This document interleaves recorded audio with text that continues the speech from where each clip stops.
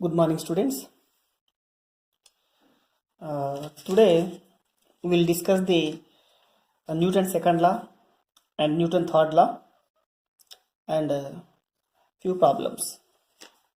So, in our last class, we discussed about the inertia. So, actually, inertia means resistance to change its state of rest or state of motion. And the inertia can be divided into three parts, that is static inertia. So this is a continuation of our last class. So inertia means resistance to change.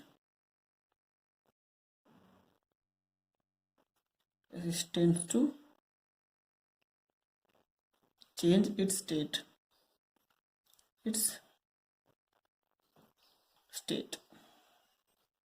So here inertia we can divide into three parts, that is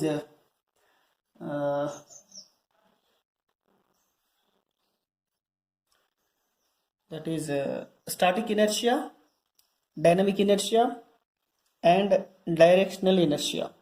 So let me write down the first one is static inertia.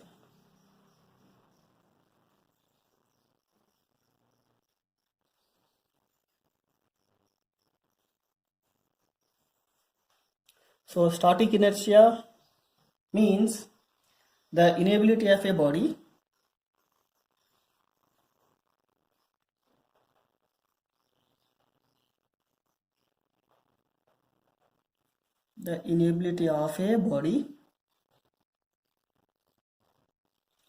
to change its state of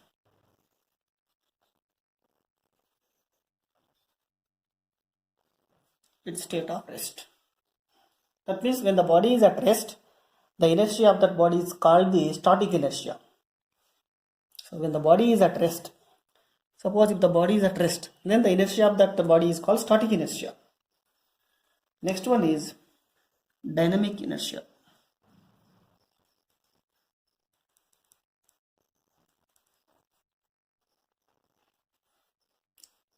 This is nothing but the inability of a body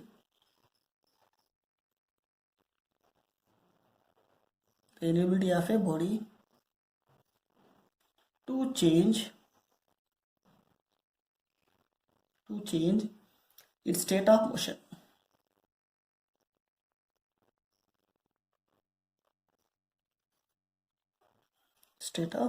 By itself.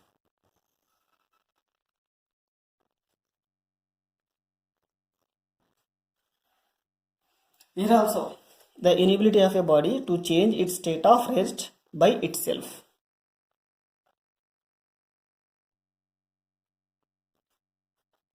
So see here, when the body is in motion, then the inertia of the body is taken as a dynamic inertia. And the last one is directional inertia.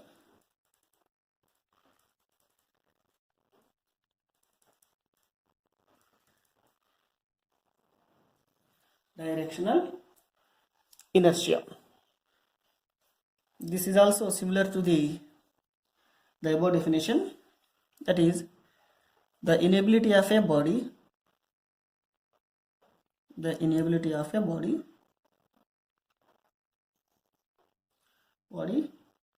to change its direction of motion by itself.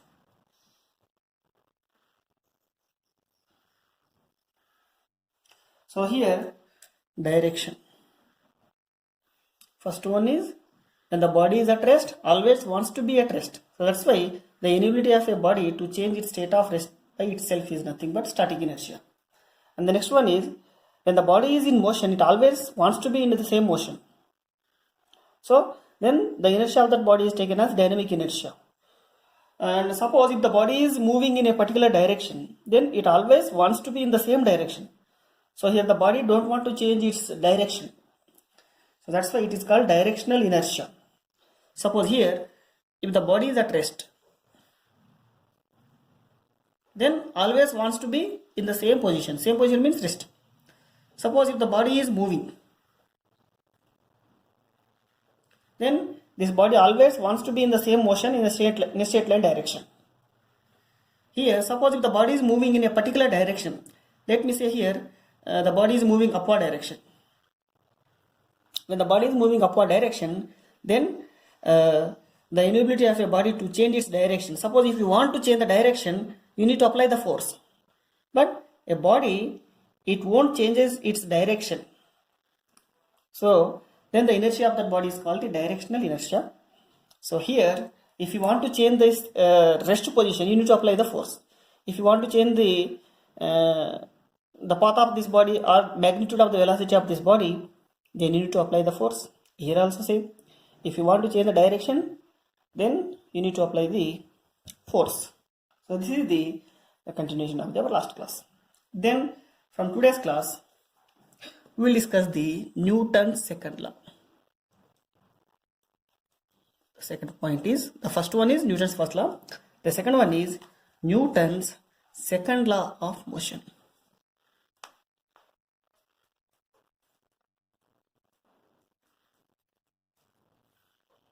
Newton's second law of motion. Right. From the first law, from Newton's first law. From Newton's first law. What is Newton's first law? Everybody wants to be in the same position unless if you apply any external force. That means if the net force acting on the body is zero, if the net force acting on the body is zero, then the body always remains at rest position, or it may be moving with constant velocity.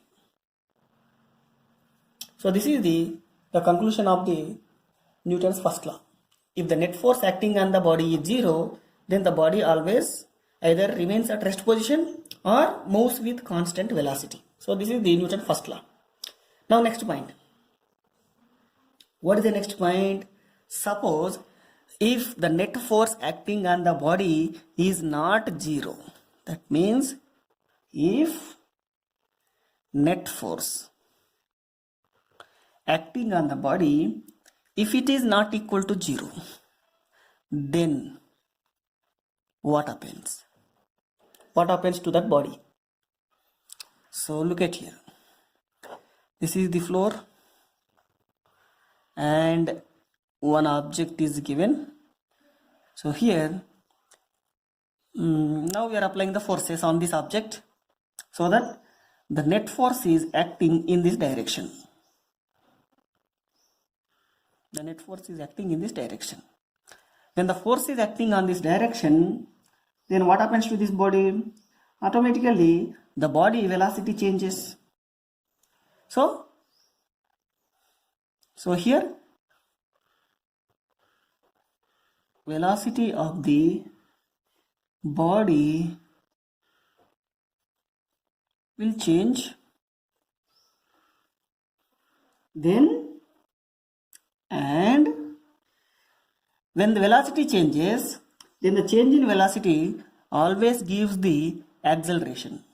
So when the net force is not equal to zero, then the velocity of the body will change and change in velocity. Change in velocity gives acceleration.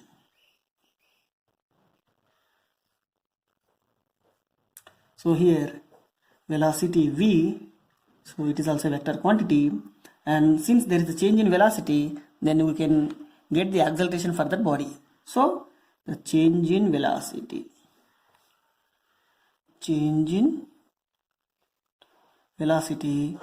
by, so we are applying the force for a a time interval, then change in velocity by time will give the acceleration, so that we will get the acceleration.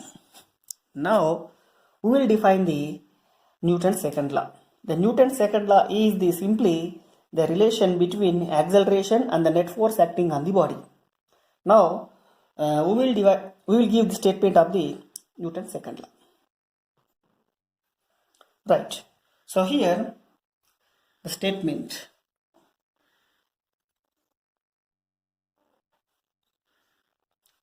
for the Newton's second law. The statement is a net force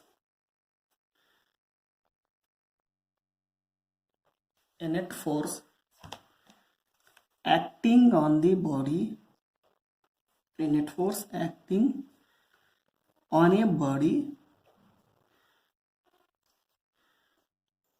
causes the body to accelerate,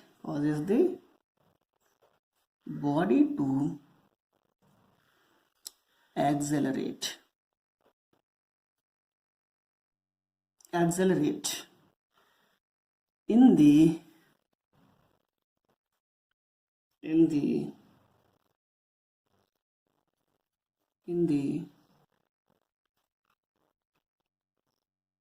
direction of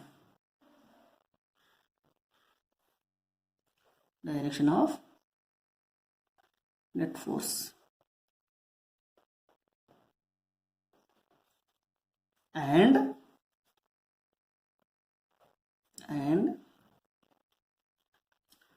the magnitude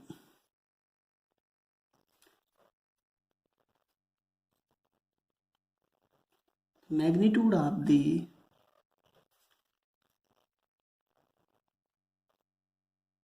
acceleration is directly proportional to the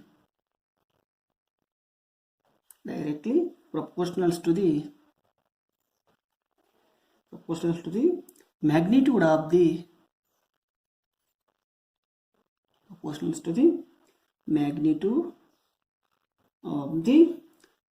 net force acting on it. Net force acting on the body. So this is the statement of the Newton's second law. So here, observe here. When the net force is acting on the body, then the body accelerate. Then the direction of the acceleration is always in the direction of the net force. Similarly, the magnitude of the acceleration is always directly proportional to the magnitude of the net force. So here, suppose if this is the object, on the object a net force is acting in a particular direction. Let us take in a right side. Then since the net force is acting, then it causes the body to accelerate, so that we will get the acceleration, because velocity changes and the change in velocity gives the acceleration, and the acceleration is also a vector quantity. So then according to Newton's second law, the acceleration direction is always in the direction of the net force. Similarly, magnitude of this acceleration is directly proportional to the magnitude of the net force. That means from this statement we can write a mathematical form of the Newton's second law, that is acceleration is always proportional to the net force.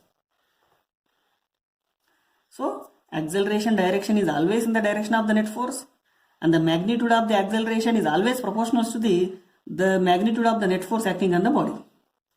Now when you are writing this proportionality relation, then we will remove the proportionality relation, then we will write equal, and then we will write one proportionality constant, that is that constant is 1 by m. 1 by m means by m. So here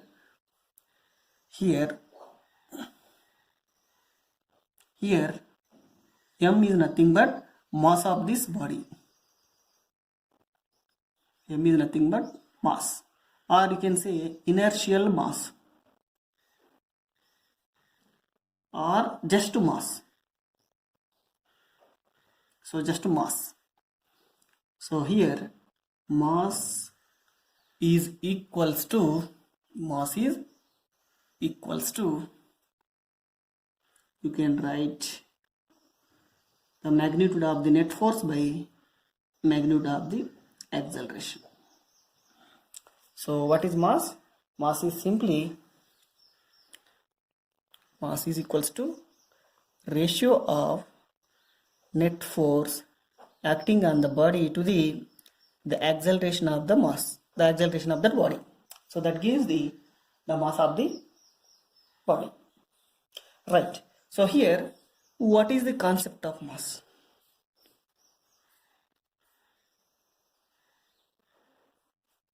Let me write, this is the equation number 1.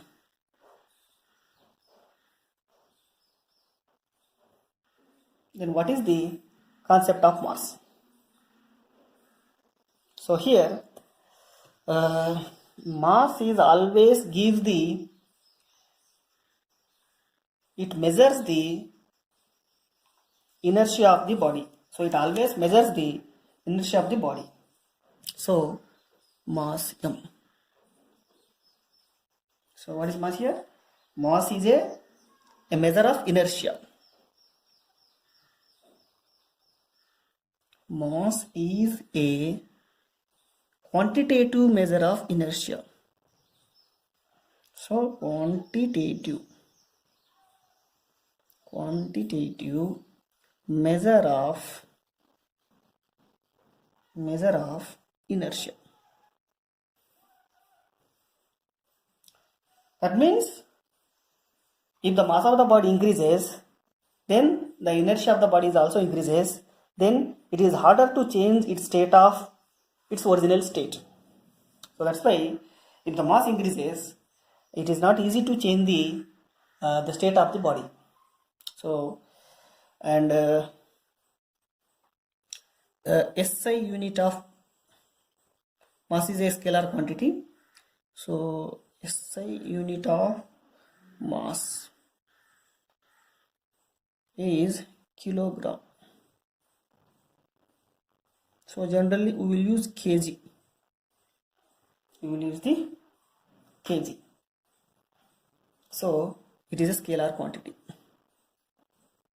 So mass is a scalar quantity. And if mass increases, then inertia also increases. If mass decreases, inertia decreases. So that means mass, if a body is having a greater mass, then the body offers the more inertia. Now from equation number 1.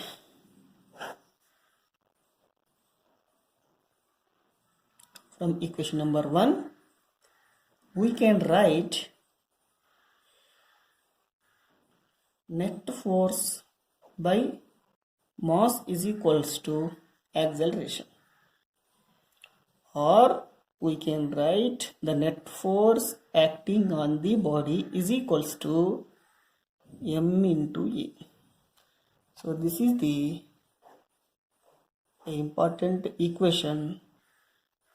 So this equation is called the mathematical form of Newton's second law. So this is actually Newton's second law, mathematical form of Newton's second law.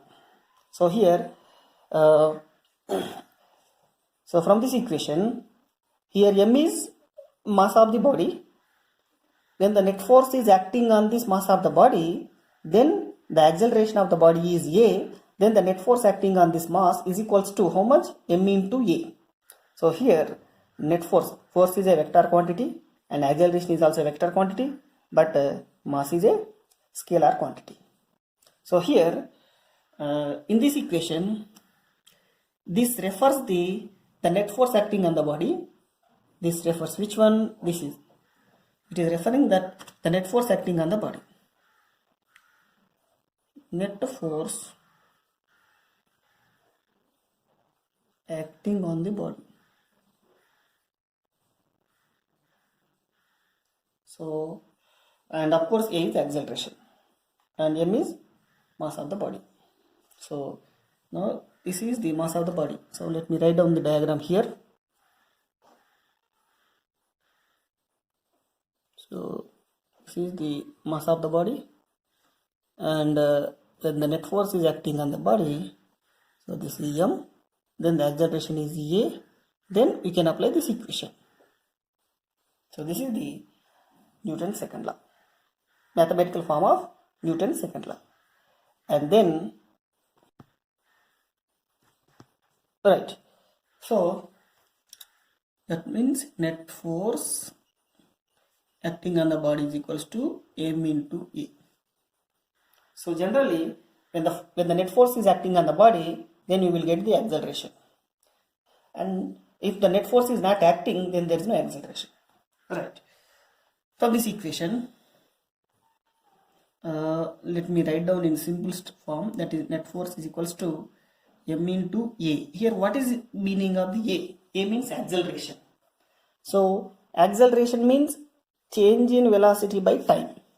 That means you can write this is the change in velocity means delta V, and this is the delta T. Change in velocity by time is nothing but acceleration. Now let me modify this equation.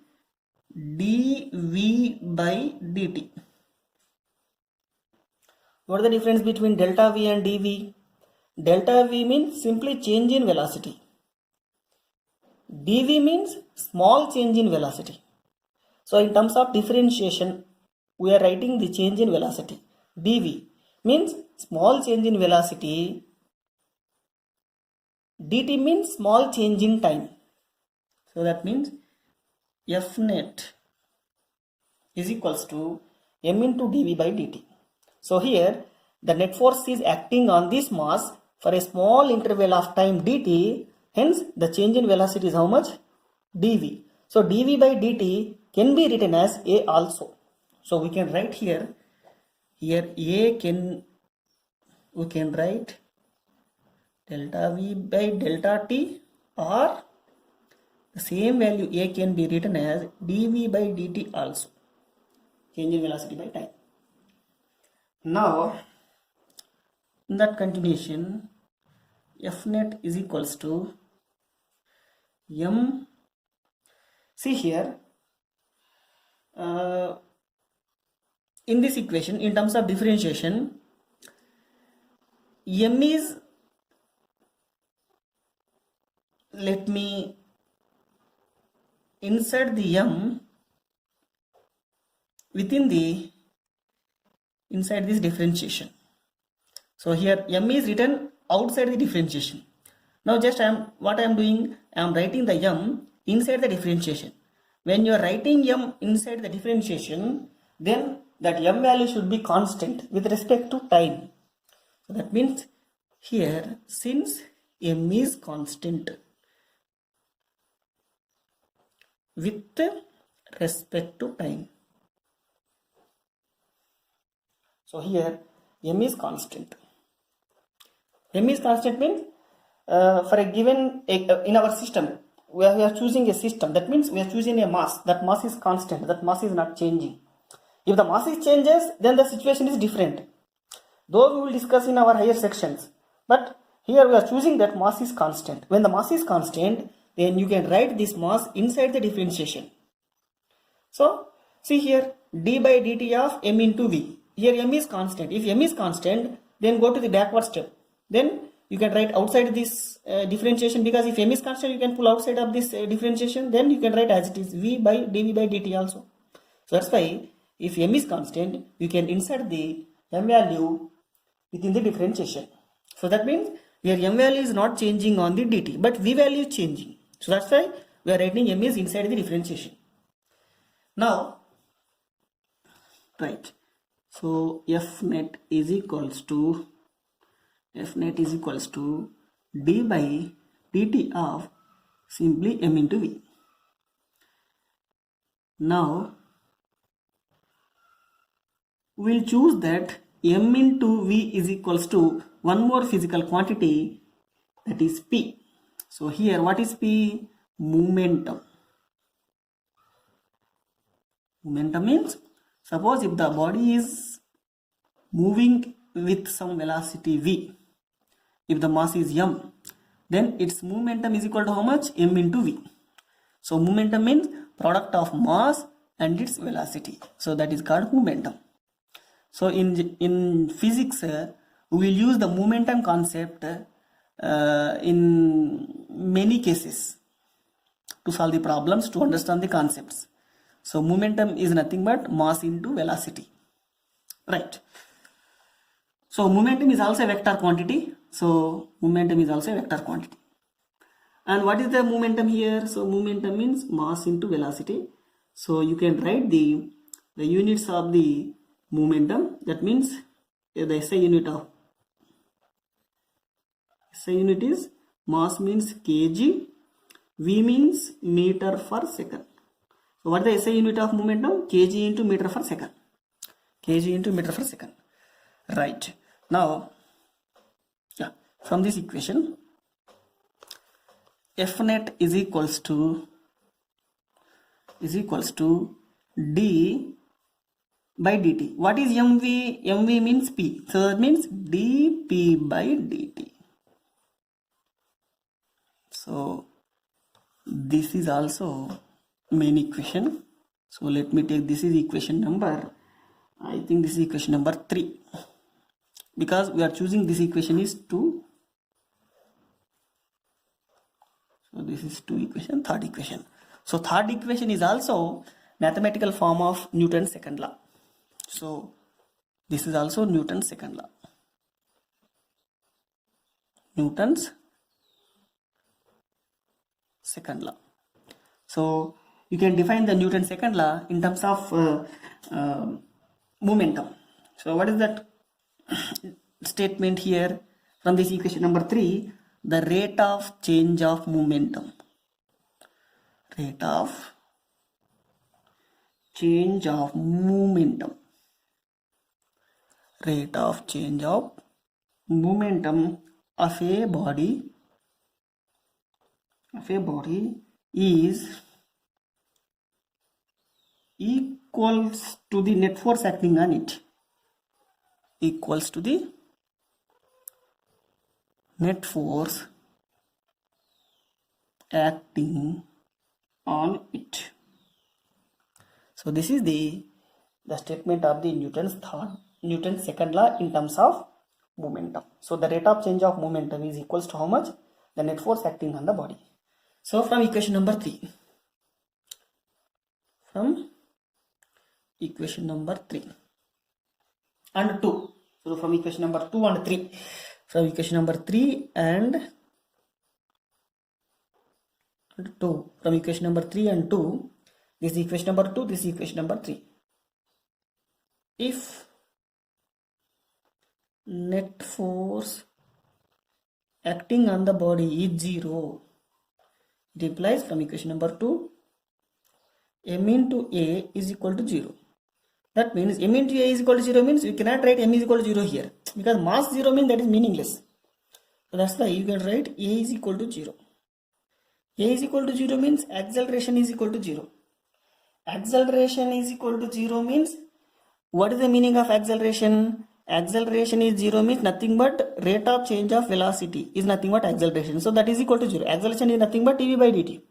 dv by dt is equal to 0 means, here, see here, derivative of velocity is 0. Derivative of velocity is 0 means velocity should be a constant according to the differentiation concept. So therefore, velocity is constant here. If velocity is constant, then acceleration is 0. Velocity constant means, is that body is moving or not?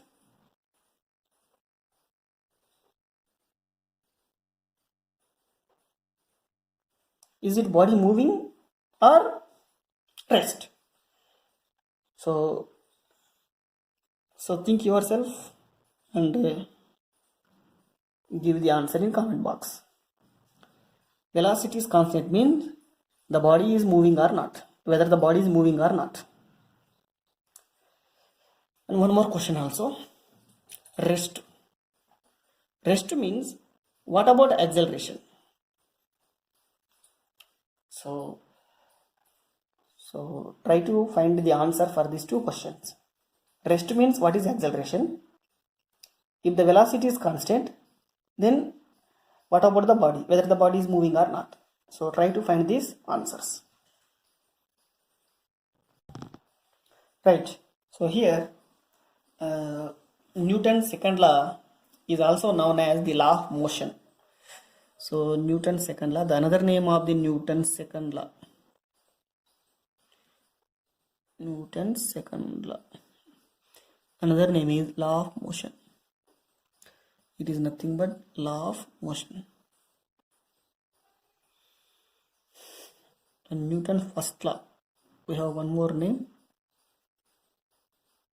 Newton's first law is nothing but law of inertia. Law of inertia. Right. The next one is Newton's third law of motion. Third one is Newton's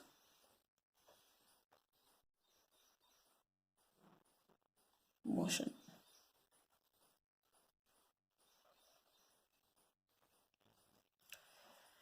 Right. Let me write down the statement of the Newton's third law. The statement of the Newton's third law. That is, if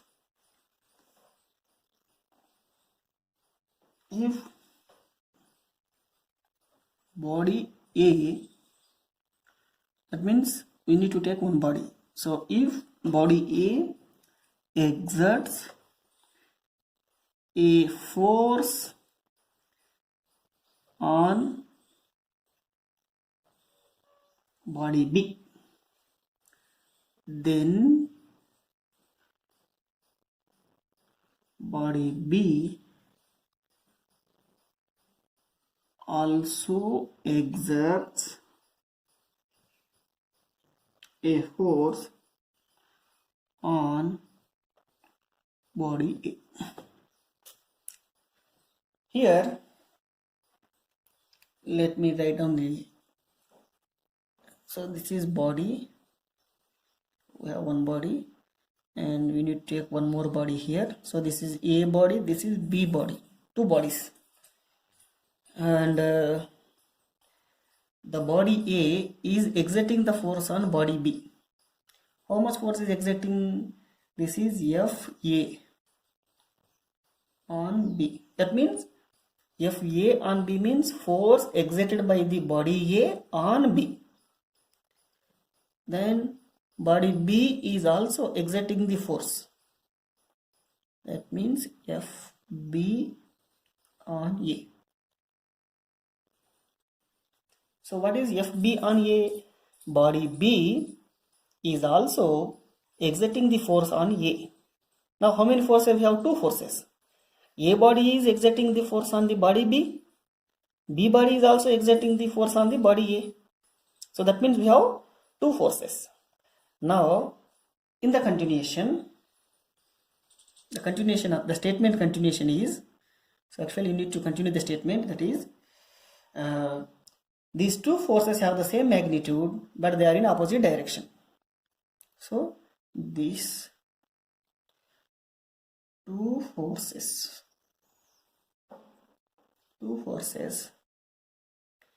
have the same magnitude,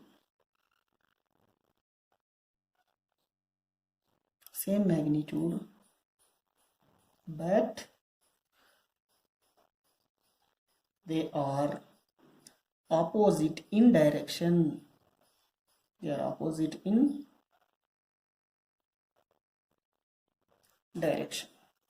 So this is the actual statement of the Newton's third law. So here, if body A exerting the force on a body B, then body B also exerts the force on a body A. And these two forces have the same magnitude, but they are in opposite direction. So here, we can write F A on B. That means force exerted by the A on B is equals to, in magnitude, the force exerted by the B on A. So that is B on A. Simple. But these two, this force is opposite in direction. Suppose if this force is acting in this direction, left side, this force is acting in a right side. So this is the Newton's third law. So generally, in many cases, we will choose this is action and this is the reaction. Then we will write the one more statement, that is, to every action, that is, to every action there is always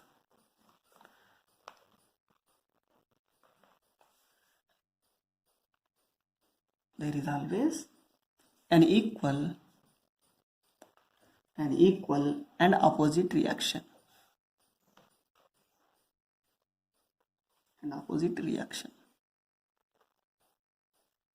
So here action means nothing but force. In this context, action means this force, reaction means this force. So here this force is taken as action, this force is taken as reaction. That's why we will give the one more statement, that is, to every action there is always an equal and opposite reaction.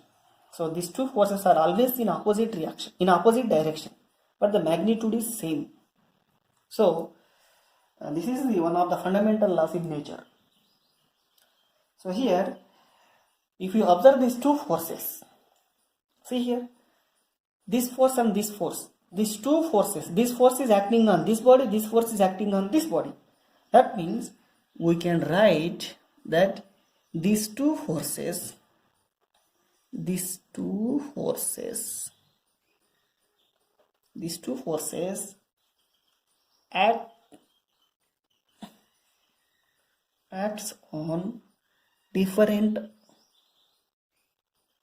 acts on different bodies. These two forces are acting on the different bodies without any gap. If this body is exerting the force, automatically this body is also exerting the force without any gap. So that means two forces are acting on a different bodies. Right. And here these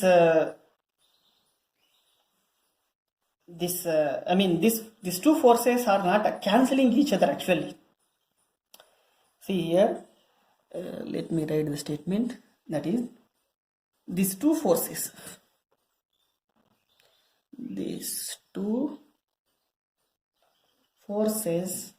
do not cancel each other.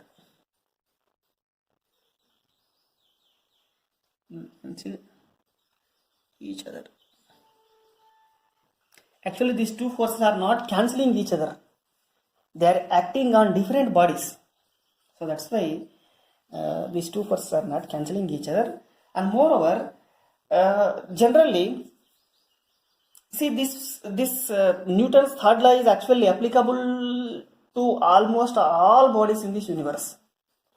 Suppose if Earth is applying the force on the moon, then moon is also applies the same force on the, same force mean in terms of magnitude, same magnitude of force exerts on the Earth.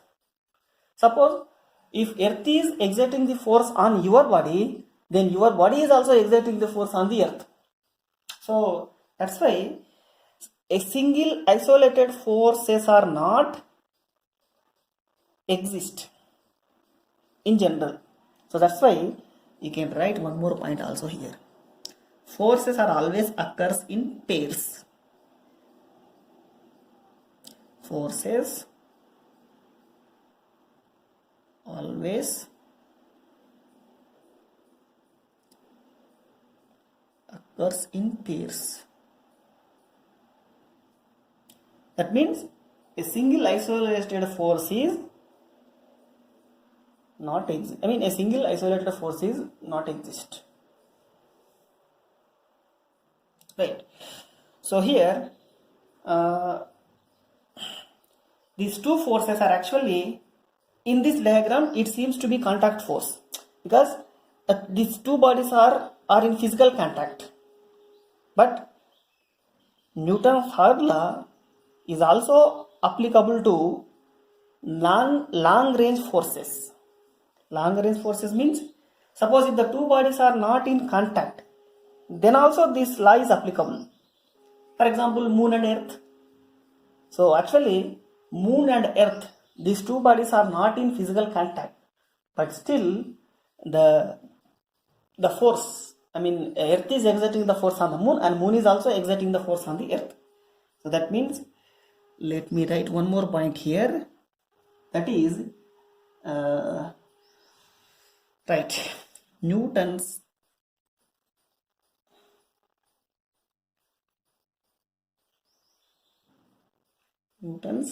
third law also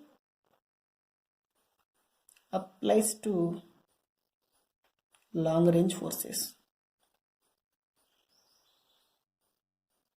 Long range forces. That means you can write, so here two bodies do not require any physical contact.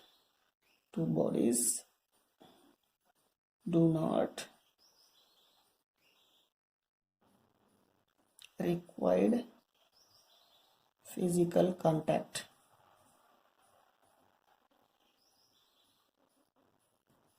Example is gravitational force. See here in this diagram, to understand the concept easily, we are trying that a body is in physical contact with B body. Similarly, B body is also in physical contact with A body. But this Newton law, third law, is also applies to the long range forces. That means when the two bodies are not in physical contact, then also this law is applicable. And of course, the another name of this law is it is the law of pairs. So you can write one more name also, law of pairs. Right. The last important point is limitation on the Newton's law. Actually, Newton's laws are not valid at subatomic level. Subatomic level means if the mass of the particle is very, very, very small, then these Newton's laws are not valid. For example, inside the atoms, electrons, protons, neutrons, for this type of particles, mass is very, very less. So the order of the mass is 10 power minus 26, 27, minus 31. So that means it is very, very small value. Then these Newton's laws are not applicable for those type of masses. If the mass is very small, it is not applicable. The Newton's laws are not applicable. Similarly, if the mass is, if it is moving with high speed, then also this law is not valid. So let me write down here. Newton's laws are not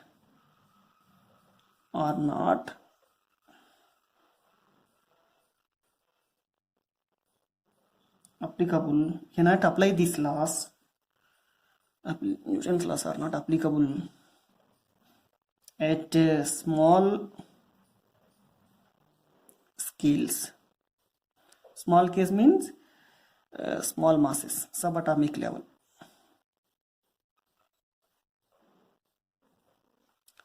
Small masses, you can write here small masses. Electron, like electron, proton.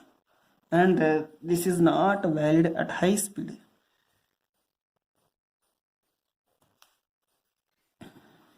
So this is the today's class. In our next class, we will discuss the problems, and then we will enter into the different types of forces, and then next we will enter into the friction. So like that, so on, we will finish our chapter with solving problems. Thank you.